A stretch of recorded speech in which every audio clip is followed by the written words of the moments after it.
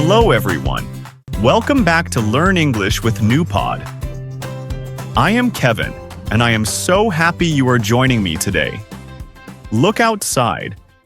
It is June 2026. The summer weather is beautiful, and it is the perfect time of year to go out, meet new people, and make new connections. But, when I talk to many of my students and listeners, they always tell me the same thing. They say, Kevin, I can read English books and I can understand YouTube videos. But when I see a stranger at a cafe or a party, I completely freeze. My mind goes blank and I just do not know how to start talking. I want to tell you that I completely understand that feeling. Walking up to someone you do not know can make your heart beat very fast. You worry that you will make a grammar mistake or that the other person will not understand your accent. It can feel very scary. But here is a small secret I want to share with you today. Most people are actually very friendly. They are not looking for perfect, beautiful English sentences. They just like a warm smile and a simple, kind greeting. That is exactly why I made today's lesson. 50 simple phrases to talk to anyone. These are very short, easy expressions that will help you start conversations, make small talk, and build nice friendships without feeling stressed. We have broken these 50 phrases into 4 easy parts. Let's jump right into our very first section, how to approach someone warmly. Imagine you are sitting at a local coffee shop, waiting for a bus, or standing at a social party. There is someone near you, and you want to say something. The absolute easiest way to start is with a basic, warm greeting. Look at them, smile, and say, "Hi, how are you doing today?" That is so simple, but it works every single time because it shows you are friendly. Now, what if you are in a crowded coffee shop or a park, and you want to sit down near someone? You can point to an empty chair and ask politely, "Excuse me, is anyone sitting here?" This is a perfect, low-pressure way to start. If they say no, you can sit down, and the door to a conversation is open. Once you sit down, you can comment on the room or the place around you. For example, if the shop has a lot of people, you can say, "It's really crowded in here today, isn't it?" People love talking about the things happening right around them. If you are standing outside and the sun is shining, you can look up and say, "The weather is beautiful today, don't you think?" These are what we call icebreakers because they break the cold silence between two strangers. Another great trick is to ask a very simple question about the place you are both visiting. You can ask, "Have you been to this place before?" If they say yes, they might tell you their favorite food or drink there.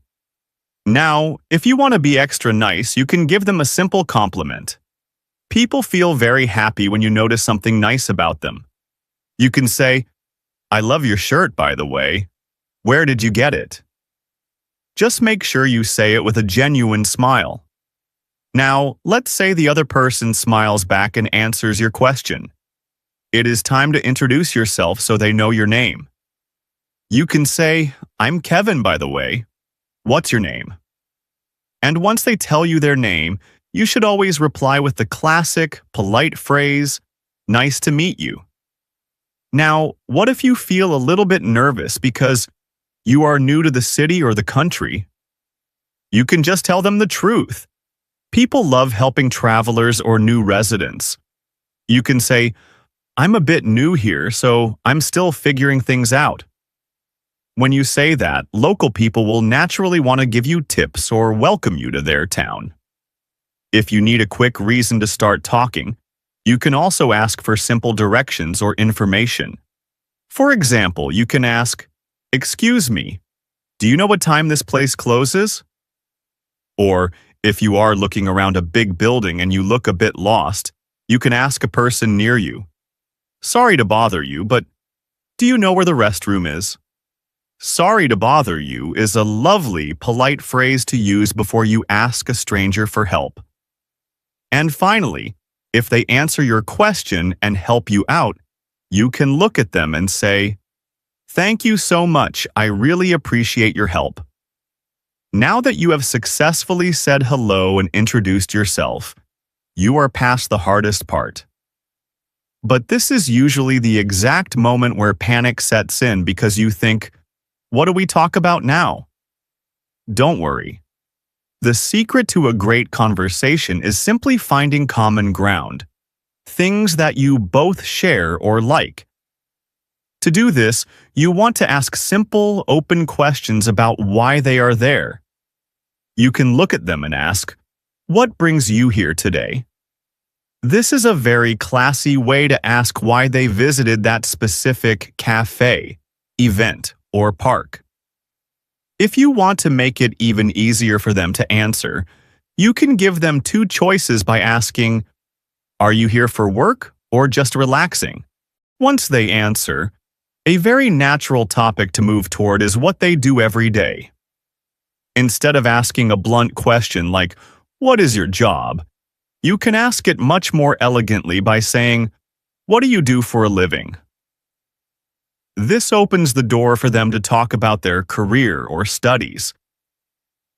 If they tell you about their profession, you can show that you are genuinely interested by asking a follow-up question like, "How long have you been doing that?" This gives them a chance to share more of their story.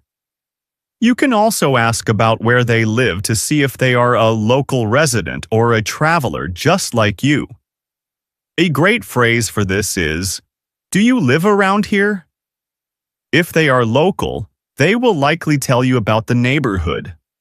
If they are not, you can share a bit about your own background. But remember, a good conversation is not just about work. It is also about having fun. To find out what they love to do outside of the office, you can ask, "What do you like to do in your free time?" If you want to talk about modern entertainment, movies, or popular shows, you can ask a very casual question like, "Have you seen any good movies lately?" To make the conversation feel balanced, you should also share a little bit about yourself so the other person does not feel like they are being interviewed. You can share your own interests by using the phrase, "I'm really into photography these days." Of course, you can change that word photography to whatever your real hobby is, like cooking, running, or reading. Since we are right in the middle of a beautiful summer, another wonderful seasonal question to ask is, "Do you have any big plans for the summer?" When the other person answers and shares their excitement about a trip or a hobby, you need polite, warm ways to react to their news. If they tell you something exciting, you can look at them and say with energy, "That sounds like a lot of fun." If they mention a hobby or a place that you have never tried but think is cool, you can say, "I've always wanted to try that." If they are a local resident and you want to get their insider perspective on the area, you can ask them, "What's your favorite thing about this city?" This usually leads to them recommending a beautiful park, a hidden street, or a great restaurant. And if they mention a place that you already know and love, you can smile, nod, and say, "I completely agree with you on that." Once you have found some common ground, the secret to keeping the conversation enjoyable isn't about speaking nonstop. It is actually about how well you listen and respond to the other person. Active listening makes you look incredibly polite and charming, even if your English isn't perfect.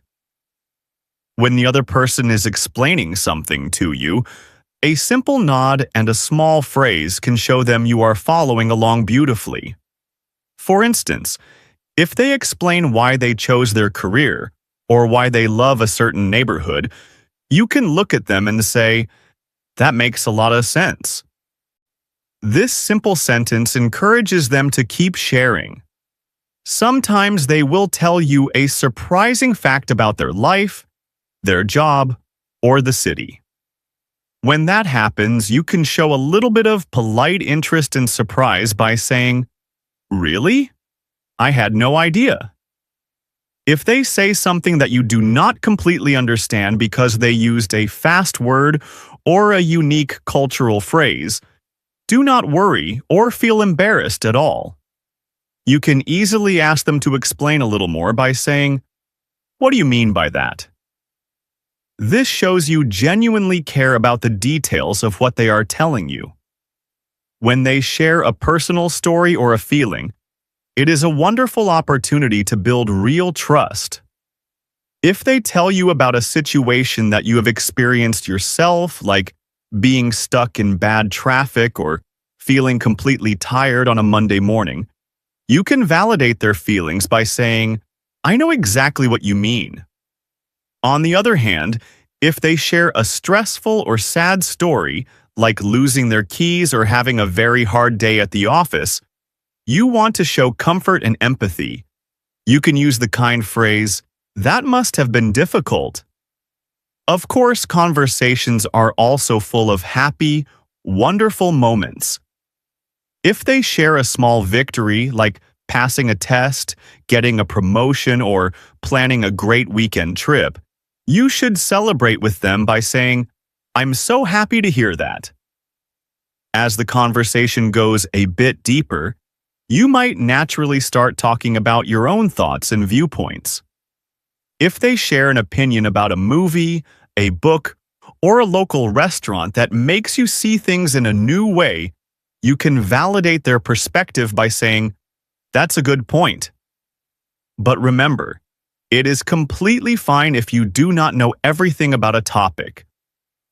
If they ask your opinion on a subject you are not familiar with, you can answer truthfully and elegantly by saying, "To be honest, I'm not sure." Right after that, you want to show them that you truly appreciated their time, so you can add, "I've really enjoyed talking to you." This feels incredibly warm and leaves a fantastic final impression. If you felt a nice connection during your chat, this is the perfect moment to ask for a way to communicate in the future. You do not need to feel shy or awkward about this at all. A very casual and modern way to ask is by saying, "Are you on Instagram?" Most people love sharing their social media handles because it feels friendly and low pressure. If you prefer texting or calling, you can ask for their contact details directly and politely by saying, "Could I get your phone number?" Now, when they tell you their name or username, it can sometimes be hard to catch the exact spelling, especially with noisy backgrounds or different accents. To avoid making a mistake on your phone, you can simply ask, "Could you spell your name for me?" This is an incredibly practical phrase that even native English speakers use all the time. Once you have their information saved, it is a great idea to suggest a casual plan to see each other again. You want to keep it simple and easy, so you can suggest, "We should grab a coffee sometime." This is a low-stress invitation because it does not force them into a specific day or time right away. To give them some flexibility, you can follow up by saying, "Let me know if you're free next week." This puts the ball in their court and lets them reply whenever they have a free moment. As you finish typing their details, you can confirm that you will reach out to them first by saying, "I'll send you a message later." This shows you are reliable and genuinely interested in building a friendship. Finally, it is time for your official goodbye. You want to leave them with a big smile and a positive thought. Look them in the eye and say, "It was wonderful meeting you." To wish them well as they go back to their regular routine, you can add, "Have a great rest of your day." If they mentioned a big project at work, an exam, or a trip they are taking soon during your chat, You can show you were a great listener by saying, "Good luck with your plans." And our 50th and final phrase is the perfect way to seal your new connection before you walk away, which is simply, "Let's stay in touch." And with that, we have officially covered all 50 phrases to help you talk to anyone with total confidence. If you practice these short, easy sentences, you will have all the tools you need to walk into a cafe, a party, or a brand new city and build beautiful connections all by yourself. Remember, making a few small mistakes with your grammar or your pronunciation is a completely normal part of learning a new language. You do not need to speak perfectly to be a kind, interesting, and classy person. The people you meet just want to connect with the real you. If this lesson helped you feel a little more confident today, please make sure to click that like button and subscribe to Learn English with Newpod. Your support helps me keep creating these free video lessons for you every single week. Before you go, here is your quick homework for today. In the comments section below, tell me, what is one phrase from today's list that you are going to use the next time you meet a new person? I absolutely love reading your comments and seeing your progress. Have a beautiful summer, enjoy meeting new people, and I will see you right here in the next episode. Goodbye, everyone.